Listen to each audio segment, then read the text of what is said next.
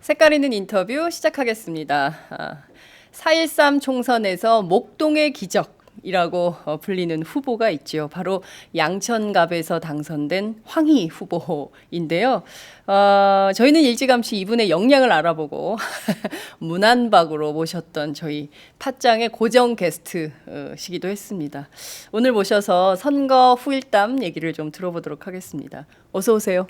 안녕하세요. 축하드립니다. 고맙습니다. 박수 한번 쳐야 되는데.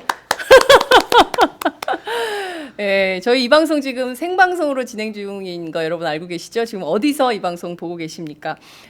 황희 당선인에게 하시고 싶으신 응원 메시지 있으면 지금부터 속사포로 바로바로 날려주세요. 제가 중간중간에 소개하면서 진행하도록 하겠습니다. 지금 바로 응원 메시지 지금 시작 날려주세요. 아니 그 얼굴이 왜 이렇게 타셨어요? 이제 밖에 계속 다니다 보니까 네. 두 가지인 것 같아요. 네. 밖에 많이 다니다 보니까 타고 네. 잠을 많이 못 자도 얼굴이 좀 까매지는 것 같아요. 네. 그래요? 그래서 그럼 두 가지가 복합되다 보니까 하루에 얼마나 주무세요? 저는 3시간 잤어요. 선거운동 내내? 예. 그렇게 거의- 공부했으면 거의 본선 때는 3시간 정도. 그러면 하루 24시간 가운데 21시간을 뛴 거네요. 다 뛰지는 않았지만 그렇죠. 예. 보통 1시 반 2시에 자서 네. 6시에 일어났으니까 정말 예. 강행군 중에 5시 반이었어요. 예. 최대한 인생에서 그렇게 3시간씩 자면서 일해본 적이 한 번도 없습니다. 단 한 번도 없죠. 단한 번도 없죠. 대단하십니다. 그럼 하루 일과가 어떻게 된 거예요? 6시에 일어나셔가지고. 주로 이제 5시 반에 일어나서 이제 6시쯤 나가서 공원 체조하시는 분들 선거 때 얘기죠. 네. 예, 체조하시는 분들 인사하고 한 7시 정도 되면 이제 지하철역이라든가 특히 저희 지역구는 지하철역이 7, 8개 돼요. 또 그렇게 많아요? 예, 그런데 또 문이 들어가는 데가 서로 다르다 보니까 한 군데를 또 하루에 소화를 못 시켜요. 그래서 계속 이제 지하철에서 인사하고 그다음에 뭐 스포츠센터 가고 사람 많은 데면 어디나 그러면 가서. 하루에 몇 개 정도의 일정을 하신 거예요? 그거는 세보지는 않았어요. 예, 정해놓은 일정도 있고 수시로 네. 이제 생기는 보통 이제 저녁밥 3번 정도 먹어요. 예, 근데 제일 그랬던 게 네. 끼니 때마다 맛있게 먹어야 되잖아요. 그렇죠. 배가 좀 나왔습니다. 점심 2번, 저녁 3번. 점심 2번, 저녁 3번. 네. 그러면 하루에 평균 5끼 이상. 그렇죠. 아침 먹을 때가 제일 마음 편했어요. 내 마음대로 먹을 수 있고. 아침은 댁에서 드셨어요? 아니죠. 이제 출근 인사 끝나고 주변 분식집에서 먹는데 누구 이제 같이 먹는 게 아니라 저하고 이제 같이 저 도와주는 후배랑 같이 먹는. 예. 그 사실 우리가 이제 문안박 하면서 정치의 시스템을 어떻게 바꿀 거냐 굉장히 이제 치열하게 논의를 했었잖아요. 결국 이제 문안박은 깨지고 탈당에 이어서 막 결국에는 그 3당 체제가 만들어진 그렇죠. 이런 상황까지 왔는데 여하튼 어찌됐든 그 마음으로 이제 정치를 시작하실 텐데요. 네. 어떠십니까? 이렇게 그냥 그 뭐랄까 전직 청와대 행정관으로서 보던 정치하고 막상 또 국회의원이 됐을 때의 정치 좀 다를 것 같아요. 뭐가 제일 다르던가요? 그때 이제 제가 청와대 근무할 때도 정무수석실에 있었어요. 네. 다른 뭐 춘추관에도 있고 그랬지만 정무수석실에 있을 때 운영위 국회를 제가 담당했던 적이 있어요.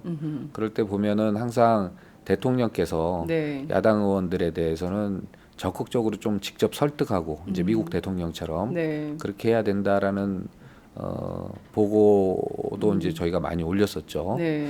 그런데 이제 거꾸로 저희가 이제 야당 의원이 되다 보니까 그때 이제 기억이 좀 나는 거예요. 그래서 실제로 지금 현 대통령께서 조금 그런 의회와의 관계에 있어서 좀 더 적극적이고 진정성 있게 해 주셔야 되는 거 아닌가. 그렇게 되면 그래도 이제 사실 우리나라 의회라는 게 크게 다른 외국처럼 권한이 있는 건 아니잖아요. 네, 예산을 그렇죠. 편성한다거나 뭐 그런 건 아니기 때문에 그러다 보니까 결국은 발목 잡는다. 특히 야당의 경우에는 네. 그렇게 표현할 수밖에 없는데 실제로 할 수 있는 것이 많지 않아요. 야당 의원의 경우는 네. 그런 것이 자칫 발목 잡힌다라는 걸로 비춰질 수밖에 없는데요. 네. 그냥 예산을 감시 감독하고 입법 활동하고 주로 이제 여권을 견제하고 정부를 네. 이제 이런 건데 의회가 할 수 있는 권한이 그렇게 다른 외국에 비해서 많지 않다 보니까 네.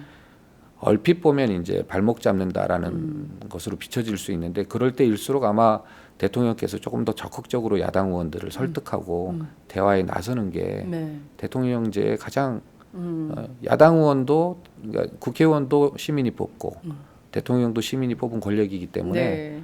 둘 다 시민이 뽑았기 때문에 대통령께서 좀 적극적으로 야당 의원과 대화 채널을 갖는 게 가장 중요하다고 봅니다. 박근혜 대통령이 적극적으로 야당 의원과 대화 채널을 가져야 된다.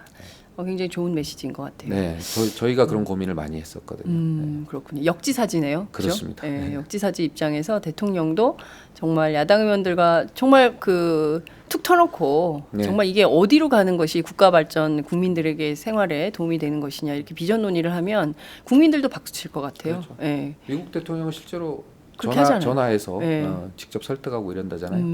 우린 대통령이 필요할 때만 국회의장에게 전화를 하는데 그건 좀 문제가 있는 것 같다는 생각이 좀 듭니다. 굉장히 많은 분들이 의견 주고 계시는데요. 황희처럼 청렴 결백 부탁합니다. 크크크. 인상이 좋다. 이름도 좋고 그 사람 성격은 인상에서 나온다는데 인상이 네. 좋으시다는 평가가 지금 나오고 있습니다. 네. 싱가포르입니다. 축하합니다, 의원님. 크. 네. 선거사무소 바로 앞 건물에서 근무하는 영어 강사입니다. 아, 예. 황희 후보님 강서고등학교 출신이라고 무심한 듯 여러 번 학생들에게 홍보했답니다. 아, 그랬어요?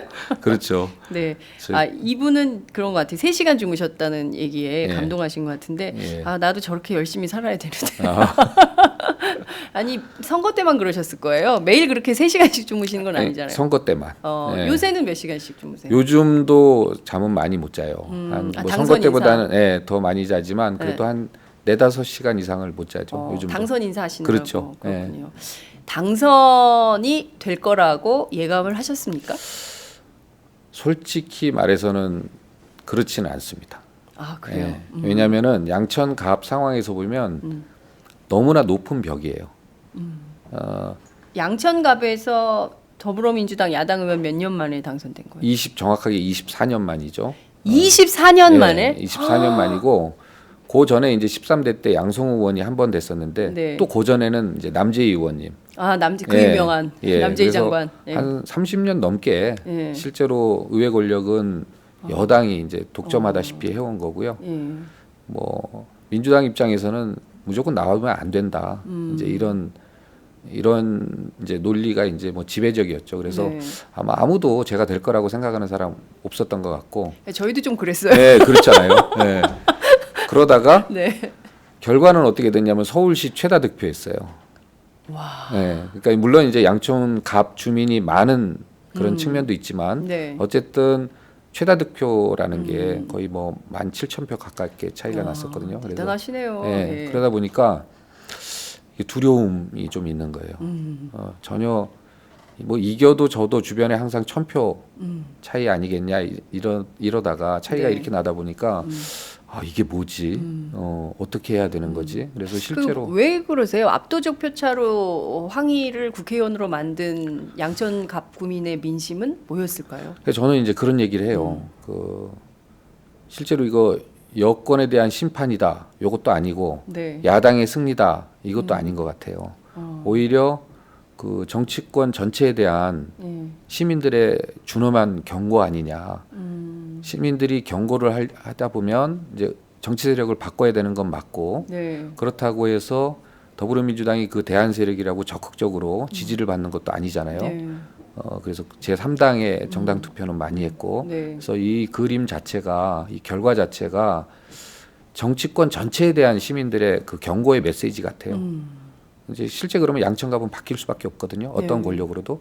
그러다 보니까 저희 양천갑은 국민의당 후보가 등록을 하지 않으셨어요. 정당 투표는 많이 나왔을 거예요. 그러다 보니까 이제 민주당이 더불어민주당이 이제 된 거고. 그래서 실제로 저는 뭐 제가 뭐 비전이 좋거나 아니면 뭐 제가 뭘 잘해서거나 아니면 더불어민주당이 뭘 잘해서거나 이런 건 아닌 것 같고요. 그런 경고 그대로 받아들여야 될 것 같아요. 그래서 저도 실제로 돈이 들더라도 정말 조금 정확하게 분석을 하고 싶어요. 그래서 20대 의회가 시작하기 전에 철저하게 좀 분석을 하고 어떻게 가야 될지 이제 생각하고 제가 선거 기간 내내 이제 주장했던 게 그거예요. 네거티브 선거 안 하고 그다음에 선거 때마다 하는 그 뭐 지역이라든가 이념이라든가 뭐 여야 네. 이런 걸 구분하지 않고 정치 논리가 아닌 양천구 논리로 네. 선거를 치르고 앞으로 양천구 내에서 그렇게 정치하겠다 이렇게 말씀을 드렸고 네. 실제로 저희 캠프에 보면 여러 세력들이 같이 통합적으로 모였었어요. 아, 그 황희 캠프 자체가 그렇습니다. 어떤 사람들로 구성이 돼 있었어요? 실제로 여당에서 그동안 활동하셨던 분들이 많이 왔어요. 새누리당? 네, 새누리당에서 오. 그래서 정치하시는 분도 많이 참여하셨고 네. 실제로 지지자들 네. 이제까지 새누리당 뭐 지지자들. 30, 40년 동안 계속 새누리당만 지지하셨던 분들도 그분들은 왜 온 거예요? 그러니까 이제까지 한 24년간 찍어줬는- 밀어주고 찍어줬는데 변한 게 하나도 하나도 없다는 거죠. 없다. 네, 즉 대구하고 비슷하네요. 그런 것 같습니다. 그리고 중산층의 어떻게 보면 대표적인 도시라고 그렇죠. 할 수도 있는데 예. 그 중산층의 그 삶 자체가 많이 지금 무너지고 있어요. 그래서 이제 그런 부분들도 있고 지역도 별로 이렇게 바뀐 게 없고 주변 도시들은 이제 컨셉을 다 갖춰가면서 실제 앞으로 나아가고 있는데 네. 양천갑은 교육특구라고 버블세븐 지역이라고 말은 어마어마하게 하고 있는데 실제 내용은 까보면 그렇지 않은 측면이 많거든요. 이제 이런 것들에 대한 실망감, 더군다나 이제 대한민국 정치에 대해서 실망감과 여권의 여러 가지 그 실수들 이제 이런 것들이 겹쳐진 것 같아요. 제 생각에. 그러니까 양천갑의 특징 목동을 엄마들이 또 분석을 많이 하거든요. 그러니까 거기는 대충 지식인들이 좀 많이 살고 그렇죠. 그래서 저 평균 학력이 제일 높은 한국에서 맞아요. 평균 학력이 제일 높은 동네고 지식인이 제일 많이 사는 동네고 그리고 법률가들도 그러니까 전문가 전문가들이 계층이 많습니다. 굉장히 많이 예. 사는 동네다. 고학력의 전문가들이 많고 예, 그래서 아이들 교육 문제는 할아버지의 재력과 아빠의 무관심과 엄마의 적극성인가 정보력 정보력 이걸로 아이가 이제 예, 좋은 대학도 좋은 가고 대학도 가고 예, 그런다는 그런 동네인데 근데 좀 어떻게 보세요? 그러니까 그 좀 제가 목동에 갈 때마다 느끼는 거지만 야 저런 학원도 있어? 싶은 정도의 학원들이 막 굉장히 많이 있잖아요. 그러니까 그렇죠. 교육특구라고 앞서 말씀해 주셨는데 실제로 그 동네가 갖는 특징이나 특성이 있어요. 근데 과연 그것이 아이들을 행복하게 하는 걸까라는 생각이 좀 들고 그리고 특히 교육 문제에 있어서 해마다 중학교에 자살하는 학생들이 있는 동네가 또 목동이에요. 네. 아이들이 행복하지 않은 네. 그리고 끊임없이 성적이 중요한 동네. 이래서 그런 동네를 좀 다른 방법으로 바꾸는 비전 이런 것도 정치에서 좀 필요한 거 아닌가 싶은데 그런 점은 좀 어떻게 보세요? 그러니까 먼저 이제 하드웨어적으로 보면 네. 그 대한민국 사회에 있어서 대규모 공동주택 단지, 그러니까 신도시 아파트 단지 네. 이제 이런 것들이 다른 나라에 비해서 되게 특징적이죠. 맞아요. 그러다 보니까 사람이 한꺼번에 집중적으로 몰려 있는 도시들이 생겨날 수밖에 없고 거기서 이제 발생되는 여러 가지 문제들이 있어요. 그 각종 뭐 범죄라든가 네. 교통 문제, 환경 문제, 더 심각한 건 이제 아이들이 경쟁에 몰리다 보니까 스트레스 이제 이런 것들이 많이 몰려 있을 수밖에 없는데 실제로 목동 아파트만 이야기하면은 국내 신도시 아파트로서는 처음으로 재건축 연한이 도래했어요. 오, 서울 시내 30년. 아파트 중에 네, 그렇죠. 가장 먼저니까 80년대 초에 이제 건축이 제 됐으니까요. 친구가 목동 아파트에 사는데요. 야, 이 동네는 쥐가 나온다. 맞아요. 실제로 아파트에서 상당히 쥐가 나온다. 노후화됐어요. 그렇다고 네. 그러더라고요. 그래서 그 실제 이 목동 아파트를 어떠한 식으로 도시 재생을 할 것이냐에 따라서 사회 문제도 동시에 풀 수 있는 그런 계기가 될 수 있고요. 그다음에 앞으로 대한민국 사회의 대규모 공동주택 단지 뭐 일산, 분당, 삼본 많잖아요. 그렇죠. 줄줄이겠어요. 이들의 어떤 재건축 재개발에 대해서 가장 모범적 첫 사례가 될 것 같아요. 그래서 먼저 이제 하드웨어적으로 그 목동의 문제를 좀 풀어볼 수 있는 그런 계기가 온 것 같고요. 거기에 대한 기대 수요라든가 이런 것도 많고 예. 특히 아까 말씀하신 이제 교육에 내용적으로 들어갔을 때 예. 과연 좋은 대학 가는 아이들은 많지는 않을 거 아닙니까? 네. 아무래도 예. 경쟁을 통해서 이제 나오다 보니까 그럼 다른 아이들에 대한 어떻게 살아갈 것인지 정말 이 아이들의 전체에 대해서 희망이 있는 나라인지 이거 보면 사회가 책임져야 될 부분 당연히 있죠. 오케이. 대한민국의 상황이 이렇게 하다 보니까 아이들이 엄마들이 네. 부모들이 우리 아이는 꼭 좋은 대학 가서 최고가 돼야만 이 사회에서 생존할 수 있다라는 결과를 받을 수밖에 없고 그래서 네. 실제 대한민국 사회 자체가 이렇게 경쟁을 하지 않아도 행복하게 살 수 있는 이런 사회로 나아가야 되는데 그렇지 못하는 이제 안타까움이 있고요. 그래서 철저하게 어른들의 책임이고 이것은 우리 사회 전체가 다 같이 고민해야 될 부분이고요. 그다음에 더 디테일하게 들어가서 네. 과연 교육 특구로서 균형감 있는 교육과 교육의 어떤 만족도 같은 것들이 그 실제 교육 특구라고 일컬어지는 양천 지역에 사는 학부모들과 학생들이 느끼느냐 네. 그렇지 않거든요. 그래서 교육의 어떤 환경적 측면이라든가 이런 것은 시설적 측면 이런 것은 좀 바뀌어야 될 필요도 있고요. 개선돼야 되죠. 그다음에 교육의 내용이 입시주의인데 입시 위주죠. 이걸 또 뭐라고 할 수 없는 부분이잖아요. 그래서 학원가들이 많고 그런데 이런 부분에 있어서 어떻게 조금 균형감 있게 입시 위주로 해서 좋은 대학 간다 하더라도 네. 실제 초등학교 3학년에서 4학년으로 올라갈 때 네. 갑자기 학습량이 확 늘어나거든요. 이럴 때 아이들의 진로라든가 여러 가지들 결정할 때인데 막상 요 시기는 또 아이들을 가이드할 수 있는 그런 환경들이 갖춰지지 않았어요.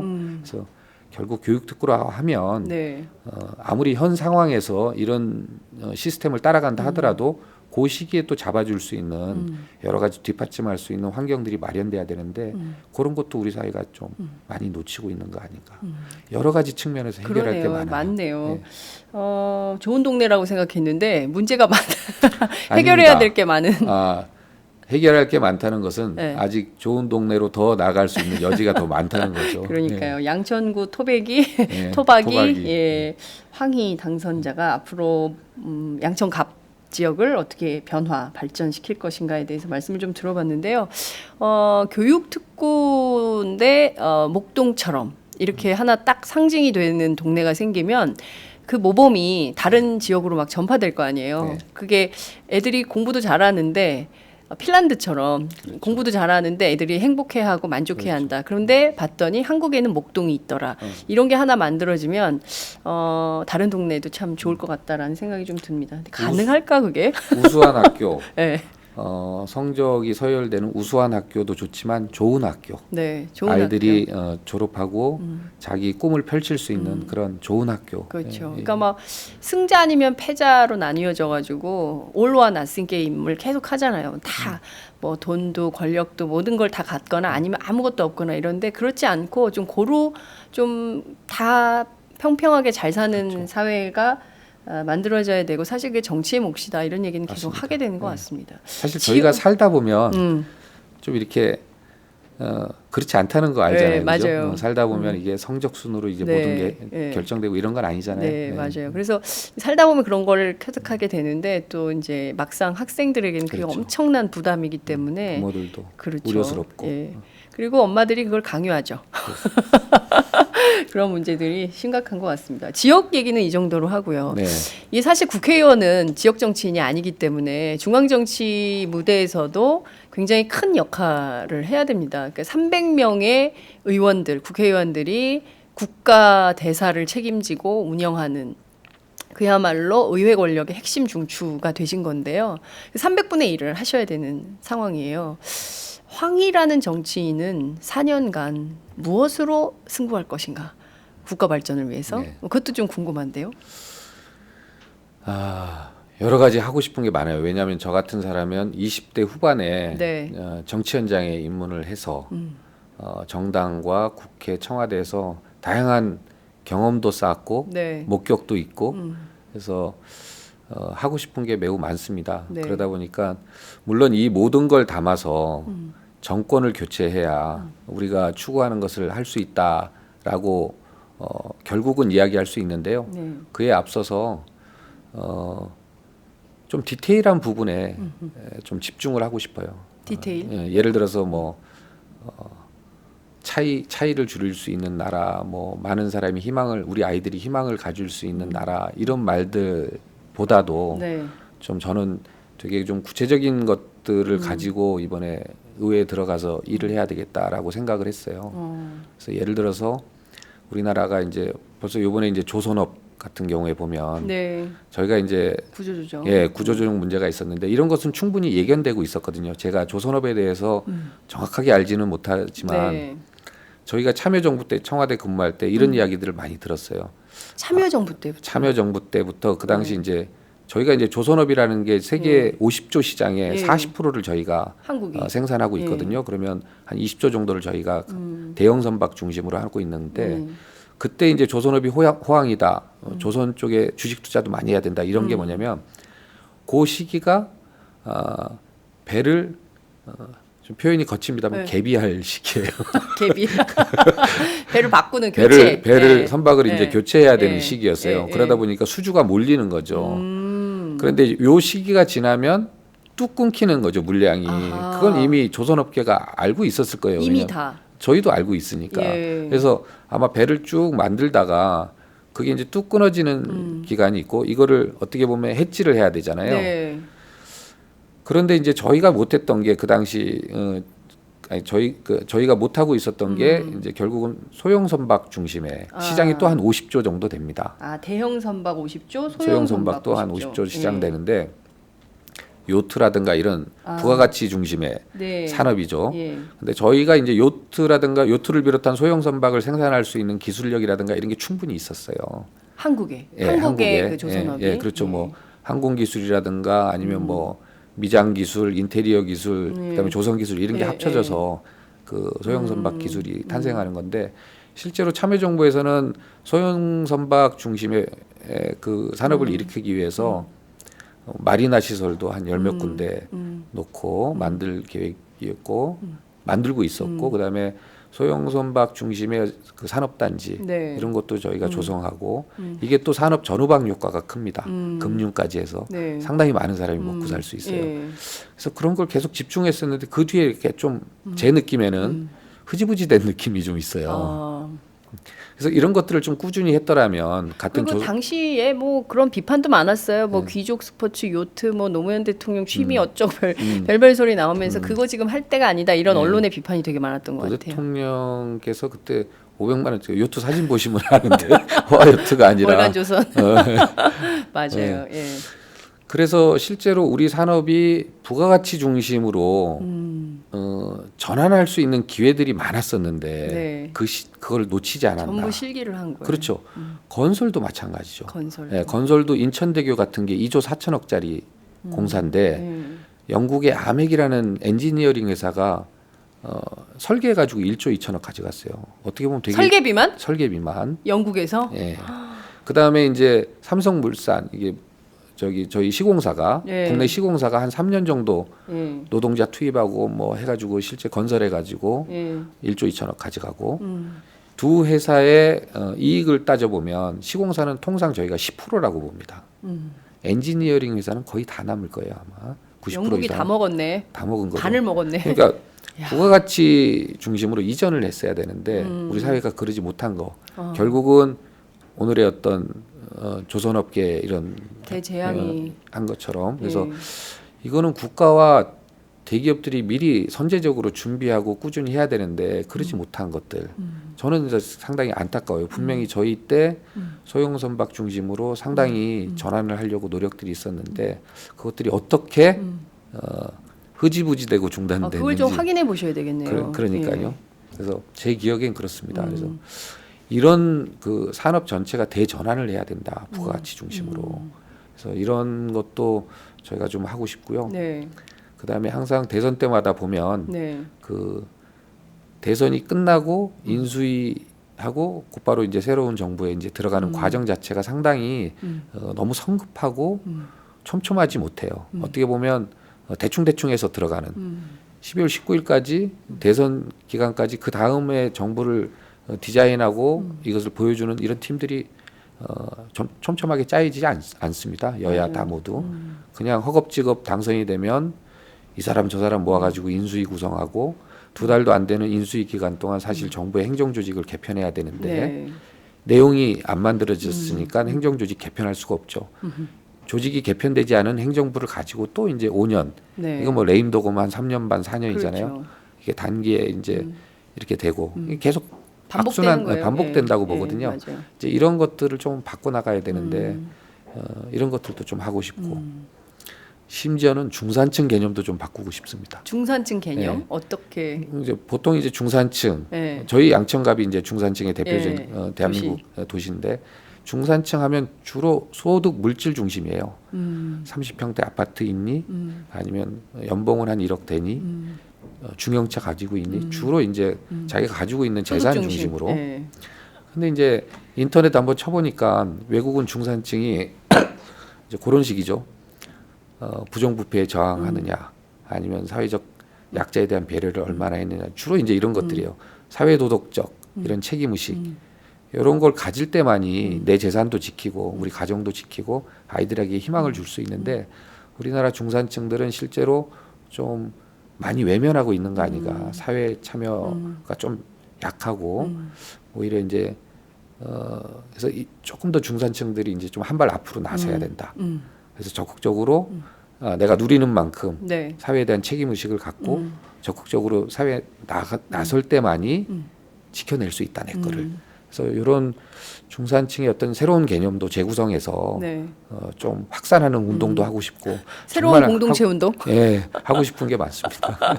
아유, 3시간 계속 3시간 주무셔야 되겠는데 일 다 하려면.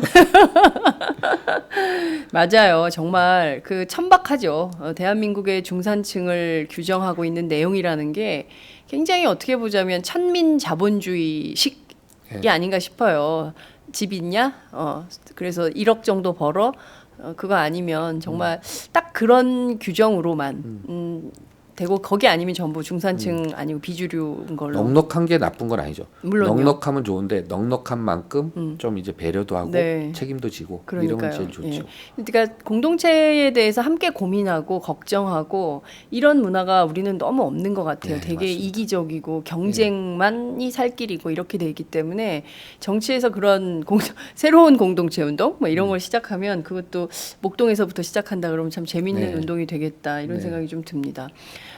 앞서 이제 새로운 정부를 위한 준비 이런 게 좀 필요하다. 뭐 맨날 닥쳐가지고 정권 교체된 다음에야 부랴부랴 몇 달 만에 이렇게 해서 잘 알지도 못하는 단계에서 관료들한테 휘둘려가지고 막 넘어가고 이런 게 너무 많았기 때문에 이번에는 그러지 말아야 된다. 미리부터 준비를 해야 된다. 이런 말씀을 좀 주셨는데 이른바 이게 두 가지 연합정부론이 있는 것 같아요. 하나는 심상정 정의당 대표가 제안했던 연합정부 2.0, 연합정치 2.0 노선이 있습니다. 그래서 그 내년에 정권 교체를 염두에 두고 정의당과 더불어민주당이 함께 연합정치를 해서 새로운 정부의 뭐 어떤 비전, 정책 뭐 이런 것들을 공유하자 이런 제안이 있었고요. 엊그제 주말 사이에 나온 국민의당발 연합정부론이 있어요. 그러니까 주로는 박지원 의원, 또 주승용 원내대표, 그리고 또 이제 그 안에 국민의당의 그 당의 홍보 전략을 책임지고 있는 이태규 본부장 뭐 이런 분들이 주도하는 건데 여기는 또 이제 새누리당과의 연합정부를 얘기하는 거냐? 뭐 근데 그건 빠져 있어요. 새누리당과는 빠져 있지만 여기도 연합정부론을 주장합니다. 그러니까 야 3당 체제가 됐기 때문에 새로운 연합정부의 비전을 공유할 수 있는 뭔가의 토대, 연합정치의 노선 뭐 이런 것들이 좀 필요하지 않나 싶기도 한데 그런 건 좀 어떤 방식의 접근이 필요하다고 보세요? 방식적 측면을 먼저 말씀드리기 전에 네. 과연 이 3당, 야 3당의 연정, 연합정부 이거를 먼저 이야기하려면 네. 특히 정의당과의 관계에 있어서는 지지층도 분명히 좀 다르고요. 네. 그다음에 성격이라든가 정당이 추구하는 철학이라든가 정신, 노선 이것도 어느 정도 차이가 있는 건 맞아요. 네. 그런데 실제 정권을 교체하면서 지지층들을 야권의 지지층들을 전체를 모아서 네. 선거에 이겨서 같이 가야 된다라는 측면에서는 연대하는 게 맞고요. 다만 이제 국민의당과 더불어민주당을 봤을 때 정당이 추구하는 철학과 정신이 얼만큼 다르냐. 네. 더불어민주당이 그동안 여러 가지 이제 그 정책과 정치를 추구하는 데 있어서 좀 부족한 측면이 많아서 네. 지금 실제로 국민의당을 많이 지지해주고 계시는데 그럼 과연 이런 더불어민주당이 하지 못하는 것들에 대해서 국민의당이 얼마만큼 끌어내고 견인할 수 있느냐. 네. 과연 못하는 게 뭐고 부족한 게 뭐냐. 이것을 찾아야 되잖아요. 같은 숙제라고 봐요. 그걸 찾아서 더불어민주당도 개선하고 네. 바꿔야 되는 부분이고 또 더불어민주당이 결국에 못하면 국민의당에서 그걸 찾아내서 바꾸고 다른 정당의 모습을 보여줘야 되는데 네. 아직까지는 차이가 없는 거 아닌가. 정당이 출연하는 과정도 그렇고 분명히 국민의당이 정당 출연하는 과정에 있어서 네. 선거 국면 전에 네. 실제로 여러 가지 이미지라든가 기대감으로 네. 이제 아마 지지를 해줬을 것 같아요. 더불어민주당 못하니까 네. 또 다른 여당에 투표하기는 좀 그렇고 제3당에 대한 기대감을 가져야 되겠다. 그럼 그 기대에 대해서 부응을 해줘야 될 것 같습니다. 네. 아직까지는 답이 나온 건 아니잖아요. 우리는 어떻게 하겠다. 새정치하겠다. 새정치 어떻게 하겠다라고 더불어민주당과 국민의당이 현안을 가지고 부딪혀서 이게 새정치고 이건 새정치 아니다라고 한 적도 없고 네. 또 국민의당에 국민당으로 만드셨던 분들이 그 전에 더불어민주당에 있을 때 역시 같은 내용 가지고 저는 그런 프레임을 본 적이 없어요. 이거는 새정치고 이거는 아닌데 그거 가지고 막 박론 싸운 적 별로 없거든요. 다만 새정치 해야 된다 이제 이거 가지고 했기 때문에 네. 과연 국민의당이 더불어민주당과 다른 정책 노선과 색깔을 네. 포지셔닝 할 수 있느냐 이제 이런 부분을 봐야 되고요. 그렇지 않다라고 하면 어떠한 형태로든지 이제 같이 갈 수밖에 없는 그런 게 되지 않을까요? 그렇게 생각하고 있습니다. 그러니까 양당이 모두 더불어민주당의 실망한 지지층들, 중도 지지층들을 향해서 네. 자기 정당의 어떤 새로운 것들을 찾아서 보여줘야 된다고 봅니다. 상호 경쟁할 네, 수밖에 그렇습니다. 없다. 어찌됐든 쌍두마차 체제로 갈 수밖에 없다. 왜냐하면 정의당은 좀 노선과 가치, 네, 그렇습니다. 지향 뭐 이런 게 좀 다르기 때문에 별개로 치더라도 네. 두 당은 원래 한 당이었다 분화된 것이기 때문에 분화된 두 당이 결국 쌍두마차 체제로 갈 수밖에 없지만 그래도 서로 혁신 경쟁을 통해서 어느 그렇죠. 당이 더 떠나간 중도의 마음을 잡아내느냐. 특히 국민의당의 경우에는 전망 투표를 한 것이기 때문에 그렇습니다. 네. 유권자들의 전망 투표에 부응하거나 응답하는 내용을 빨리 내야 된다. 이런 말씀 주셨는데요. 두 정당 모두 이제 현재로서는 답을 가지고 있지 않지요. 네. 근데 그런 얘기도 많이 나옵니다. 그러니까 이번 선거는 그러니까 뭐 대통령이 그토록 국회 심판론을 제기했지만 결국 국민들이 선택한 것은 정권 심판론이었다. 그래서 결국 급속도로 지금 박근혜 정부 레임덕이 가속화되고 있고 지지율이 20%대로 주저앉은 뭐 이런 상황이어서 내일 뭐 청와대로 중앙언론사 편집국장 보도국장 불러서 오찬한다는 거 아닙니까? 민심을 허심탄회하게 듣겠다고. 네. 여하튼 뭐 이런 상황인데 결국에는 그 정권 심판론을 택한 국민들에게 응답하는 뭔가의 내용, 특히 이제 2030 세대가 이번에 투표 참여 적극적으로 한 네. 걸로 네. 나오고 있는데요. 그렇다면 이 세대가 원하는 정치, 응답하는 정치를 국회가 해야 된다는 거죠. 특히 야3당이. 근데 지금 보면 특별한 건 또 없어요. 없어요. 네. 네. 입법 뭐 없어요. 뭐 이거 좀 해야 되는 거 아닙니까? 네. 아니 그래서 이제 저희 지역구 의원들 저는 이제 20대 청년들을 만나서 한번 길거리에서 대화를 나눈 적이 있는데 네. 좀 20, 30대가 투표를 해줘야 되는 거 아니니? 네. 이제 제가 이렇게 예, 했더니 예. 옛날부터 아무리 봐도 공약집이라든가 그 홍보물을 봐도 우리 세대를 위한 이야기들이 하나도 없다는 거예요. 그건 맞잖아요. 그래서 이렇게 뒤져봤어요. 제가 그 전에 나온 것들 정말 없더라고요. 근데 청년은 당연히 우리를 찍어줄 거다라는 찍어줄 거다라고 한 기대 거지. 심리가 있었던 거 아니에요? 이들에 대해서 깊이 고민하고 이들이 과연 사실 이 세대는 10년만 지나도 완전히 다른 사람들이거든요. 그러니까 근데 저희는 내가 20대를 지나왔기 때문에 네. 머릿속은 아직 20, 30대잖아요. 그렇기 때문에 내가 충분히 이 친구들에 대해서는 너무 잘 알고 있어. 이렇게 과신하는 것 네. 같아요. 근데 예. 전혀 생각이 다르고 이들에 대해서 소통을 하지 않으면 알 수가 없겠다라는 생각을 했어요. 그래서 실제 다른 그 후보자들의 공보물이라는 걸 봤는데 네. 없더라고요. 똑같이 다 없어. 죄송합니다. 네. 예. 그래서 정말 많은 20, 30대라는 지지층과 그 두터운 유권자층을 형성하고 네. 있는데 네. 실제로 이들에 대한 공약과 고민은 하지 않는다. 그래서 이건 정말 아차 싶더라고요. 그래서 실제로 아마 이번 대선은 네. 모든 당이 그럴 거예요. 20대, 30대에 대해서 깊이 고민하고 결국 이들에 대한 미래를 보장하고 또 안정성 있게 확보하는 것만이 대한민국의 미래를 보장하는 부분이거든요. 그래서 네. 그 어느 때 선거보다 20, 30대 공약에 대한 고민들 가장 많이 하는 그런 대선이 되지 않을까 그렇게 생각하고 있습니다. 그렇군요. 예. 근데 당장 이제 6월 국회 시작하면 청년 고용을 의무 할당하는 뭐 내용은 법안은 있는데 거의 뭐 유명무실 돼 네. 있잖아요. 그래서 이게 특별법으로 만들자는 게 더불어민주당과 국민의당에서 공동 발의하겠다는 입장이 네. 나와 있는데요. 이것뿐만 아니라 사실은 박원순 서울시장이나 또 이재명 성남시장이 내놨던 청년 그 배당과 관련된 거 있잖아요. 기본소득 문제. 네. 왜냐하면 전부 그 많은 청년들이 스펙 취직이 안 되니까 스펙 쌓느라고 막 여러 비용 지출은 많은데 소득이 없는 거예요. 그러니까 다 20살은 넘었지만 그래서 이런 경우에 대비하는 뭔가 새로운 대안이나 대책 이런 것들도 정치권 안에서 좀 나와줘야 되는 거 아닌가 싶어요. 상당히 뭐 한 방에 정리할 수 없는 부분 같고요. 되게 네. 촘촘해야 돼요. 근데 우리나라 사람들 대부분이 이제 군대 가면 네, 그 병역은 의무화하는데 네. 돈은 안 주잖아요. 그죠? 그렇죠. 아, 의무적으로 군대 네. 들어가겠다. 근데 왜 공짜로 쓰냐 써야 이거야 되냐? 사람을. 뭐 월급도 좀 현실화 시켜서 주고 네, 군대 월급. 네. 최소한 그게 아니더라면 퇴직금 정도는 네. 줘야 그래요. 군대 나와가서 한 네. 6개월 취업 준비하거나 이런 사람들이 좀 버틸 수 있는 거 아니에요. 그렇죠. 그런데 부모님이 돈이 있지 않으면 이 친구들은 제대하고 버틸 수가 없으니까 대부분 저희 때도 보면 그 공사판에 가서 이렇게 막노동. 막노동하고 이래서 이렇게 좀 벌고 그랬어요. 남은 네, 기간을. 네. 근데 실제 다른 나라에 보면 이스라엘 같은 경우 봐도 물론 잘 사는 나라라서 이제 그럴 수는 있지만 상당히 혜택이 많습니다. 그 군 제대자들의 사병들 제대하는 제대자들에 대해서 퇴직금이 많고요. 이스라엘은 좀 특화된 나라 네, 물론 아니에요? 이제 그렇죠. 군대 문제가. 예. 이스라엘 아니더라도 이제 다른 나라도 그래요. 그렇죠.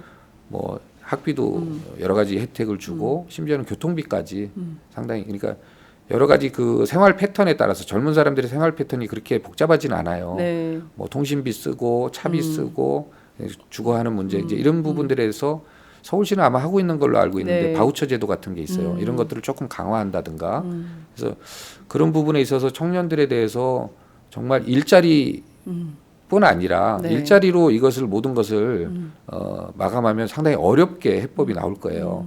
그런데 청년들이 일반 자기 생활하는 데 있어서 실제로 이들의 좀 디테일하게 촘촘하게 이렇게 좀 대응을 한다면 상당히 오히려 좀 도움이 되지 않을까. 그렇기 때문에 조금 더 복잡한 측면에서 이들과 소통하면서 이들의 네. 랭귀지를 듣고 익히면서 정책이 나와야 될 것 같아요. 근데 대부분 젊어서 고생은 사서도 한다. 공짜로 해라. 이제 이런 게 우리 열정 사회. 페이. 예. 우리 사회. 62만 그렇죠. 명이라는 거 아니에요. 예. 그래서 더 저도 그런 것 같아요. 지하철역에서 인사를 해요. 네. 그럼 어르신들 좀 지나가면 고개가 한 90도에서 110도 푹 숙여지고 20대 지나가면 90도가 좀 안 되는 측면이 있어요. 그래서 이번 선거 기간에 바꿨어요. 정말 대학생 같고 저 친구가 어찌 보면은 고등학생일지도 모른다라는 네. 친구를 봐도 예. 90도로 정말 예. 공손하게. 존경심을 가지고 인사를 하게 돼요. 그럴 때만이 이들과 소통하고 이들을 존경하게 되고 이들의 의견을 진지하게 들을 수 있겠다 이런 생각을 했어요. 눈높이를 맞춰주세요. 네. 예. 110도로 하겠습니다. 110도로. 예. 어린이도 네. 예. 그 중학생들도 곧 유권. 제가 참 재밌는 얘기 들었어요. 심상정 정의당 대표가 표 계산을 쫙 했대요. 그 언제 낙선했을 때 표 계산을 했더니 딱 그 지역구에 있는 고등학생 숫자만큼 표가 빠졌더라는 거예요. 그래서 그러니까 그 중학생, 고등학생들을 대상으로 하는 정책을 엄청 썼다는 거예요. 그러니까 네. 결국은 그 네. 아이들이 자라서 전부 이제 그렇죠. 유권자가 된다. 4년 뒤에. 그렇죠. 네. 그래서 이제 그런 얘기를 하던데 이제 우스개처럼 그 얘기를 했지만 투자를 해야죠. 젊은이들에게 투자를 네, 해야 맞습니다. 미래 세대가 결국 이제 우리들을 또 부양하게 되는 거니까요. 맞습니다. 네. 그런 게 중요할 것 내 같아요. 아이의 문제이기도 하니까요. 그렇죠. 네. 맞습니다. 한국 사회 제일 큰 문제가 양극화잖아요. 특히 이제 소득 불평등 문제 너무 심각한데 국회 안에서 이제 그런 것도 해야 되는데 앞으로 의정 활동은 여러 상임위가 있는데 어떤 상임위에서 좀 활동을 하고 싶으신지 좀 정하셨어요? 예. 제가 가장 잘할 수밖에 없는 부분을 해야 된다. 그다음에 좀 현실적으로 사실 저희 지역의 문제는 아까 말씀드렸던 여러 가지 도시 재생의 문제가 꼭 저희 지역의 문제만은 아니고요. 이런 것들이 양천 갑이 시작은 하지만 대한민국의 고민이기도 하거든요. 그렇습니다. 앞으로의. 그래서 이제 그런 측면에서는 저는 이제 도시공학을 전공했기 때문에 단순한 토건축적 시각에서 넘어서야 된다. 이제 도시 재생의 부분이. 그래서 이제 도시공학을 전공한 도시계획을 전공했습니다. 그래서 이런 부분에 대해서 공약도 지키고 제가 자신할 수 있는 일을 하려면 국토 쪽에 이제 상임위를 하고 싶은데 워낙 치열하다고 하니까 번교위 아니. 그게 아마 보니까 이런 것 같아요. 서울시만 하더라도 네. 대부분이 같은 고민이에요. 그래서 아마 서울시 당선자들이 그러다 보면 서울 시민들의 되게 공통되는 수요인 것 같아요. 그렇죠. 뭔가 좀 동네를 좀 개선하고 네. 환경을 좀 바꿔야 된다라는 것들이. 그래서 이게 보면은 저만 지역구 국회의원만 고민할 부분이 아닌 것 같아요. 서울시장님도 그렇고 네. 여러 큰 정치 하시는 분들도 같이 고민해야 될 부분이 가장 큰 메트로 도시 아닙니까? 그렇죠. 맞아요. 여기 사는 사람들 대부분이 이런 수요가 있다고 하면 뭔가 좀 고민을 해야 될 것 같은데 워낙 치열하더라고요. 그래서 그게 안 되면 아까 일지망 이제 국토위. 일지망 국토위 이지망. 이지망은 아까 이제 부가가치 산업 네. 중심이라든가 관심이 있는 산자위. 산자위. 그게 다 안 노른자 상임위만. 네, 그래서 그게 안 되면 이제 교문위, 교육 교문이. 관련. 예. 교육특구니까. 예, 요게 이제 1, 2, 3위 이상하게 네. 인기 있는 상임이더라고요. 아, 그러네요. 정말 예. 그러네요. 예. 결국 뭐 이게 다 안 돼도 배정받은 상임위에서 네. 국회의원 입법은 분야를 가리지 않고 다 할 수 있는 거기 네. 때문에 열심히 할 생각입니다. 그렇군요. 어떤 상임위가 되더라도 성실하게 잘 네. 하실 거라고 생각하고요. 그동안 문안박을 통해서 저는 주로 성실한 모습을 많이 봤기 때문에 네. 국회 안에서도 의정 활동도 굉장히 성실히 하실 거라고 생각이 좀 듭니다. 오늘 처음 들어와서 들어보는데요. 황희님 팬 됐습니다. 더불어민주당에 괜찮으신 분 많다더니 이분 말씀에 공감. 이런 의견이 고맙습니다. 들어와 있습니다. 아직은 조금 인지도를 더 높이고 네. 그럴 필요는 있을 것 같은데 굉장히 그 기자들 사이에서는요 황구라로 통합니다. 워낙 재밌는 얘기도 많이 하고 또 기자들하고 소통도 적극적으로 해서 그런 별명도 있는데요. 여하튼 앞으로 좋은 의정 활동 많이 해 주시리라 믿겠습니다. 고맙습니다. 네, 끝으로 저희 방송 아시죠? 전 세계 152개국에 동시에 생방송되는 그렇죠. 거. 네. 네, 어떤 의정 활동 하시겠다고 뭐 이렇게 그 말씀 한번 하시죠. 예. 정말 가장 하고 싶은 것 중에 하나 이제 마지막으로 좀 말씀드리고 싶은 것은 선거 기간 내내 지역에서 그 양천갑 시민명령 1호라는 프로그램을 가지고 시민들의 의견을 모아서 내가 국회의원이 되면 가장 1호로 법안을 입법하겠다라고 약속을 했어요.